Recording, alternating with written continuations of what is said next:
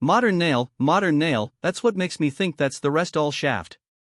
A modern nail, could it offer an important clue that the team may be close to finding the wooden frame or forms built by the Restall family in 1961 when they poured concrete into the vertical shaft? If so, they may also be on the verge of locating the notorious man-made flood tunnel. For over 2 centuries, Oak Island has held one of the world's greatest secrets, a buried treasure, a lost artifact, a hidden chamber. No one knows for sure, but what we do know is that something is here, something worth hiding. Smith's Cove has been a hotspot for strange discoveries, metal ship spikes from before the Money Pit was even found, a lead cross that could be linked to the Knights Templar, and layers of hidden structures beneath the shoreline. Every clue brings new questions, and today, those questions might get even bigger. Alex Lagina and Gary Drayton are back, ready to search for whatever history is left behind. The tide is going out, revealing ground that hasn't been walked on in centuries. Will they find more artifacts lost to time, or will they stumble upon something that rewrites everything we think we know about Oak Island, a find that changes everything? The metal detector's sharp beeping cuts through the quiet morning air. Gary Drayton stops, eyes locked on the rocky ground beneath him. "That's a proper signal, mate," he says, his excitement barely contained. Alex Lagina steps closer, gripping the shovel. They've been here before, strong signals, big hopes, and sometimes, crushing disappointment. But this one feels different, stronger, deeper. Gary kneels, running his pinpoint detector over the ground. The signal is loud, too loud to be something small. "It's got to be trapped under these rocks," he says, brushing away loose dirt. The problem?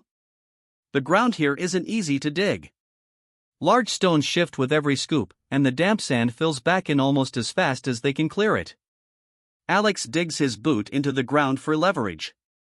"It's like the earth doesn't want to give it up," he mutters, straining to remove a stubborn rock. Gary laughs, but his focus stays on the detector. "That just means it's been here a long time." Minutes pass. The hole deepens, but the target is still out of reach. Frustration creeps in. "We need help," Alex finally admits, brushing sweat from his forehead. He pulls out his phone and calls his uncle, Rick Lagina. Rick doesn't hesitate. Within moments, he's heading their way with a few extra hands. If history has taught this team anything, it's that big finds often come with big challenges, and right now, the biggest challenge is moving these rocks fast enough to see what's hiding below. By the time reinforcements arrive, the hole is 2 feet deep and still filling with water. Gary and Alex take turns bailing it out, but it's a losing battle. "We need a pump," Rick says, assessing the situation. The team springs into action, setting up equipment to clear the water while the digging continues. Finally, after what feels like hours, Alex's shovel scrapes against something solid. "There it is," he shouts. The team gathers, tension thick in the air. Gary reaches down, his gloved hands brushing away the last layer of sand. And then, metal. Thick, heavy, and covered in years of corrosion. Alex and Rick grip the edges, straining as they try to lift it. "It's wedged in there," Alex grunts. They dig around the sides, freeing it little by little. Finally, with one last heave, the object breaks loose. It crashes onto the shore, covered in thick layers of rust and sea growth. Silence. Then, Gary exhales sharply. "That," he says, "is not just a piece of junk." The team leans in, studying the rough shape beneath the corrosion, a plate, a panel, maybe even something bigger. No one knows yet, but one thing is certain, this find isn't ordinary.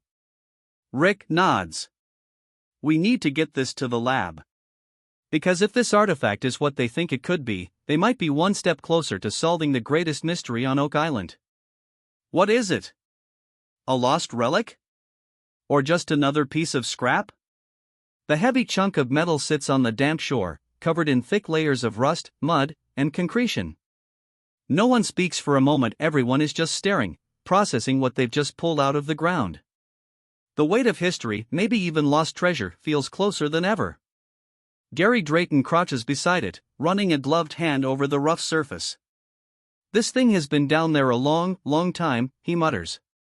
The thick corrosion tells him that whatever it is, it didn't land here recently. Alex Lagina leans in. "Could it be shipwreck material?" he asks. It wouldn't be the first time Oak Island's waters have swallowed ships before, and metal pieces from old wrecks have washed up over the years. But something about this object feels different. Rick Lagina wipes the mud from his hands and steps closer. Look at the shape, he says. It's not just a random chunk of iron. It has edges, structure, it looks like it belonged to something larger. Maybe a door, a hatch, a buried mechanism. The possibilities start swirling. Gary nods. We found old ship spikes, we found tools, but this? This could be part of something important. He points to the thick incrustation covering the surface. If there are markings underneath all this, we could be looking at a major clue. Rick turns to the team. Let's think about what we've already found. They start piecing it together, the lead cross from centuries ago, the metal spikes older than the money pit itself, the strange wooden structures buried beneath Smith's Cove. Every find has led them to more questions, but each one has also built the case that something big happened on this island, something involving treasure, secrecy, and time. Whatever this is, Alex says, it wasn't just sitting out in the open, it was buried deep. That alone is telling. If natural forces had washed it in, it would have been closer to the surface. But it had been trapped under layers of rock and sand. Someone or something put it there. Rick doesn't need any more convincing. We need to get it back to the lab, he says firmly. See what's under all that corrosion. Gary grins. And if it's anything good, I'll be the first to tell you, mate. The team carefully loads the object onto a transport. It's too soon to say what they've found, but one thing is certain, this is worth investigating. Back at the Oak Island lab, archaeologist Laird Niven and metallurgist Emma Culligan will begin the delicate process of removing the corrosion. Tests will determine its age, its origins, and maybe, just maybe, whether it holds the key to something much bigger. As they pack up their gear at Smith's Cove, Gary gives one last look at the hole they've just dug. This island, he says, shaking his head, just keeps surprising us. And if history has taught them anything, it's that the biggest surprises are always still ahead. What's hidden beneath the rust? Back at the Oak Island lab, the team gathers around as archaeologist Laird Niven and metallurgist Emma Culligan begin their work. The large encrusted metal object from Smith's Cove sits on the examination table, still covered in layers of hardened corrosion. Whatever it is, time and the elements have done their best to keep it hidden.